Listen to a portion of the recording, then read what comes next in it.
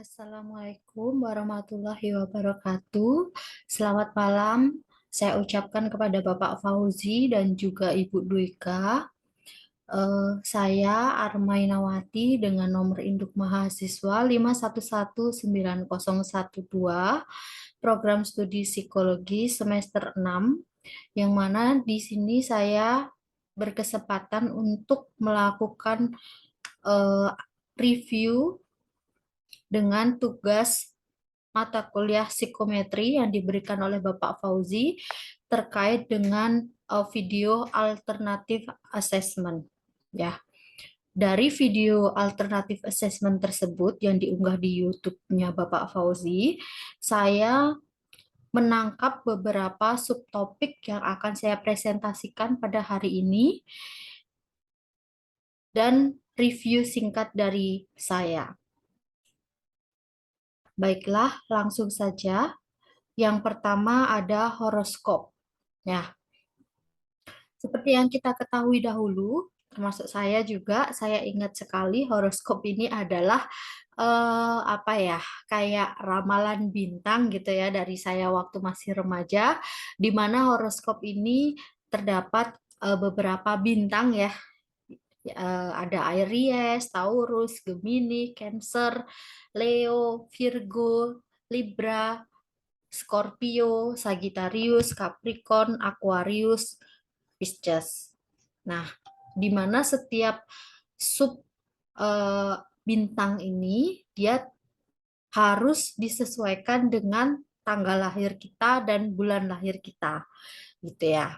Nah, lalu apa hubungan horoskop ini dengan psikometri gitu ya? Menurut saya, horoskop ini tidak tepat jika harus dihubungkan dengan psikometri. Ya, karena penilaian psikometri jauh lebih netral dan idealnya hasil penilaian disampaikan kepada kandidat oleh seorang psikolog atau praktisi yang bersertifikat dalam metode tertentu. Jadi psikometri itu memang sudah dibuktikan kebenarannya melalui penelitian-penelitian terdahulu oleh seorang peneliti yang memang sudah diuji cobakan dengan banyak sekali subjek atau testi. Ya, dibandingkan dengan horoskop yang memang jauh lebih kompleks daripada penilaian psikometri apapun. Yang mana horoskop dilakukan dengan berfokus pada elemen-elemen yang secara tradisional dianggap penting ya untuk pekerjaan dan karir, cinta, kemudian dari tingkat ambisi kita, emosi kita, keterampilan interpersonal kita, intrapersonal kita, ekstrovert kita, introvert kita, gitu ya.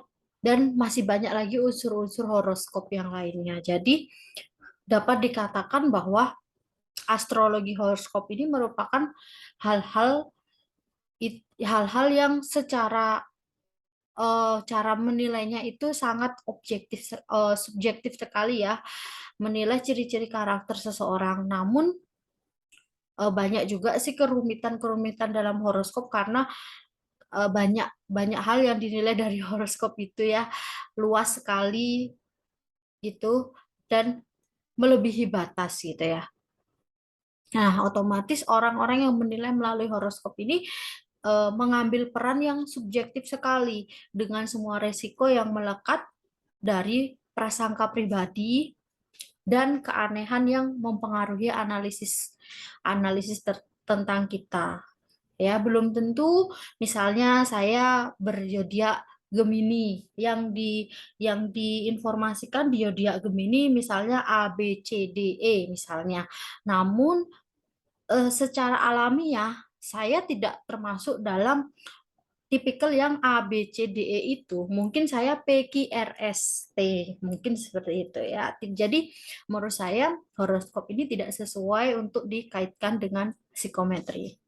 Lanjut yang kedua terkait dengan crystal ball. Ya, crystal ball ini eh, mungkin tidak awam juga buat kita semua ya. Saya dulu sering lihat ini di di TV, di acara TV ya, yang mana ada seseorang, sebut saja peramal begitu. Peramal dia menggunakan kristal ball ini untuk menilai, ya, menilai masa depan kita, menilai mungkin jodohnya kita nanti, inisialnya berapa apa gitu ya di sana. Nah, dan hubungan kristal ball ini dengan psikometri menurut saya juga tidak masuk akal gitu jika kristal ball ini dihubungkan dengan psikometri, karena eh, dari beberapa agama juga ya, dilihat dari beberapa agama, kristal ball ini juga sesuatu praktik yang dianggap dianggap terlarang begitu ya, dianggap terlarang atau tidak tepat untuk dilakukan. Dan juga bahkan di beberapa negara di abad pertengahan gitu, kristal ball ini malah bukan untuk meramal, namun dia digunakan untuk malah sebagai aksesoris fashion terkenal gitu untuk mengusir mengusir roh jahat malah pada abad pertengahan kala itu. Dan hasilnya pun juga tidak tidak bisa dibuktikan kebenarannya, berbeda dengan psikometri yang memang terbentuk karena adanya penelitian-penelitian oleh para ilmuwan gitu, atau peneliti gitu. Lanjut ya. Nah, ini dia. Ini ada tes Rorschach. Ya, tes Rorschach ini pertama kali dikembangkan oleh ilmuwan bernama Hermann Rorschach, di mana tes Rorschach ini terdiri atas 10 kartu. Ya, 10 kartu ini, di setiap kartu ini terdapat bercak tinta. Bercak tintanya ini ada yang berwarna, ada yang tidak berwarna, ya. Yang dan bentuknya pun berbeda-beda. Nah, untuk tes Rorschach ini memang sangat tren ya, sangat tren dan banyak sekali digunakan dalam kasus-kasus psikologis karena terutama untuk pasien yang dalam gangguan jiwa ya, kebanyakan memakai tes Rorschach ini. Nah, karena tes ini adalah suatu jenis tes proyektif nonverbal ya, pemakaiannya pun juga merupakan yang paling umum di antara jenis tes proyektif nonverbal lainnya gitu ya, selain tes apersepsi tematik. Nah, tes Rorschach ini dianjurkan harus dipakai atau di bawah pengawasan psikolog yang benar-benar memiliki jam terbang yang tinggi ya, atau memang dia itu sudah banyak pengalamannya terkait dari bidang psikolog ini. Ya. Nah, dengan kartu-kartu ke-10 ini, bercak tinta tes Rorschach ini ada yang hitam, ada yang putih, ada yang berwarna-warni ini. Nah, tujuan pembuatan gambar yang tidak terstruktur pada tes ini adalah untuk mengetahui keberadaan tanggapan yang menandakan adanya gangguan apersepsi seseorang. Jadi, ketika contoh misalnya gambar satu bisa dilihat di situ, kebanyakan orang itu akan menilai gambar satu itu sebagai sebuah kelelawar, kupu-kupu ya, kebanyakan orang. Namun jika misalnya dia mungkin terkena gangguan jiwa atau yang lainnya begitu, mungkin dia akan menilai itu adalah sebuah eh, apa ya? Mungkin itu bisa dinilai dia itu bukan sebuah hewan, tapi mungkin dia bisa menilai itu adalah sebuah manusia begitu ya. Nah, itu kan artinya itu berbeda eh, tanggapan dia dengan kebanyakan kebanyakan responden yang lainnya begitu ya. Nah, manfaat dari tes Rorschach ini, mengapa sih kita harus menggunakan tes Rorschach ini ya? Karena ada banyak sekali metode penilaian yang dapat menghasilkan deskripsi yang sah dan berguna untuk menggambarkan eh, apa ya, menggambarkan kepribadian seseorang ya. Eh, Kemudian juga biasanya pun hasilnya pun juga lebih komprehensif ya, komprehensif. Kemudian kita bisa langsung mengetahui perilaku tidak langsung dari seseorang terkait dengan respon untuk gambar bercak tinta ya. Jadi berdasarkan deskripsi Rorschach memiliki kesamaan dengan deskripsi yang diformulasikan setelah wawancara. Nah, mungkin setelah kita melakukan tes Rorschach ini ada baiknya kita juga melakukan wawancara sebentar untuk apa ya, memperkuat hasil dari tes tes Rorschach yang sudah kita lakukan dengan si klien tersebut ya. Nah, diharapkan juga apa ya, diharapkan juga hasilnya ini tentunya akan sesuai dengan gejala-gejala dari pasien tersebut gitu. Sehingga pengambilan keputusan untuk pengobatan lebih tepat untuk si pasien atau klien tersebut gitu. Namun jeleknya tes Rorschach ini memang tes Rorschach ini membutuhkan waktu yang cukup panjang gitu ya, dan asesmennya pun juga agak ribet gitu.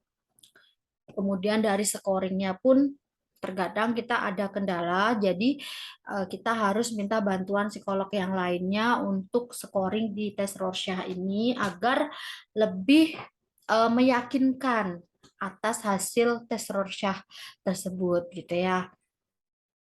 Nah, ketika kita mampu memahami seseorang sebagai individu, artinya kita eh, sudah sudah benar melakukan tes Rorschach ini kepada si klien tersebut ya. Kayak gitu mungkin. Dan perilaku seseorang yang berasal dari pengamatan yang signifikan orang lain atau mungkin dihasilkan dari wawancara yang biasanya akurat gitu ya.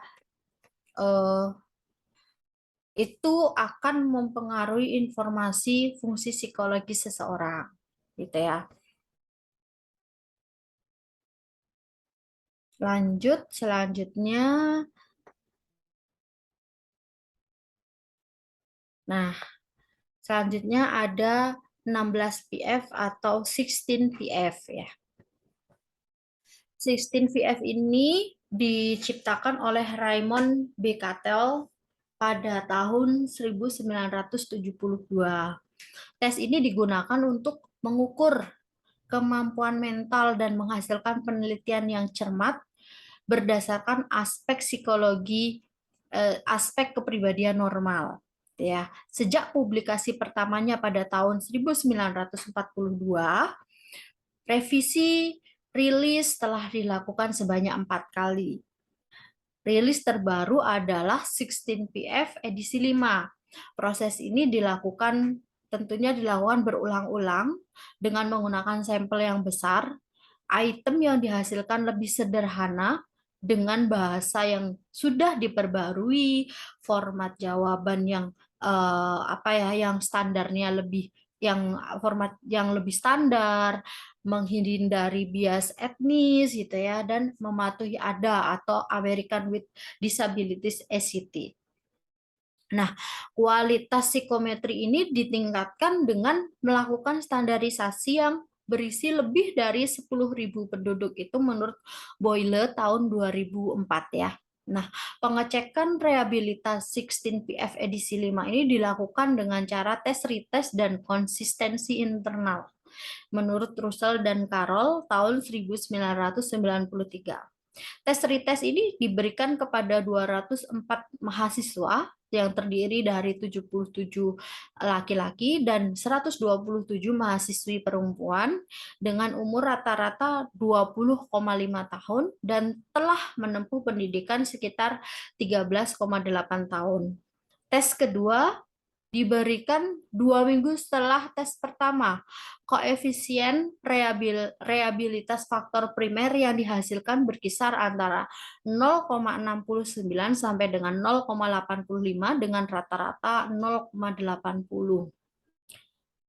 Nah, jangka waktu tes retest ini adalah 2 bulan. Jadi setelah 2 bulan kemudian akan dilakukan tes ulang kembali dengan alat tes 16 PF. Nah, pengecekan dengan konsistensi internal diestimasi menggunakan koefisien alpha Konrad dilakukan pada 2.500 orang dewasa. rehabilitasnya berkisar 0,64 hingga 0,85 dengan rata-rata 0,74. Pengecekan validitas 16PF edisi 5 dilakukan dengan validitas kontrak dan validitas kriteria. Itu menurut Russell dan Carroll tahun 1993. Validitas kontrak merupakan analisis faktor dengan jumlah aspek subjek 3.498 yang terdiri dari 1.749 laki-laki dan 1.749 perempuan berkisar 0,32 sampai dengan 0,86. Jadi menurut saya 16VF ini cocok diaplikasikan dalam psikometri. Ya, lanjut ke subtopik berikutnya. Nah, telepati. Telepati ini tentunya tidak asing lagi terdengar di benak kita ya, yang mana telepati ini adalah kemampuan membaca pikiran dan perasaan manusia. Tidak hanya itu, namun telepati juga kemampuan berkomunikasi jarak jauh tanpa alat dan bantuan orang lain. Nah, kok bisa ya? Kayak gitu kan pertanyaan, kok bisa ya? Terus lalu hubungannya dengan psikometri apa gitu kan? Nah, hal ini sering dihubungkan dengan cakra mata ketiga. Apa itu cakra mata ketiga? Cakra mata ketiga itu adalah biasanya dia tuh terletak di otak bagian depan di sini. Ya, di sini. Nah, kenapa begitu? Karena setiap orang akan berpikir ya, pasti akan berpikir dan beremosi. Maka otak akan memancarkan gelombangnya. Gelombang frekuensi rendah inilah yang merembet dan memantul ke sana kemari dengan kecepatan cahaya. Kemudian diindra oleh sensor di otak dan diolah di otak untuk diubah menjadi suatu gambaran. Sedangkan psikometri dalam hal ini bermakna kemampuan menggali informasi dan komunikasi dengan objek apapun. Ya, hal ini dimungkinkan karena setiap benda terdiri dari susunan atom yang membentuk molekul. Molekul pada benda padat, gas, cair, bergetar dan getarannya biasanya akan menghasilkan suatu gelombang gitu kan. Molekul dan atom itu juga dapat menyimpan rekaman suatu peristiwa. Dan rekaman ini tentunya bisa digali dan dibaca. Begitu. Oke, terima kasih. Sekian selayang pandang dari saya terkait dengan review video alternatif assessment yang di-share melalui akun YouTube Bapak Fauzi. Kurang lebihnya seperti itu. Mohon maaf jika ada banyak kesalahan. Terima kasih atas waktunya. Selamat malam dan selamat beristirahat Bapak dan Ibu.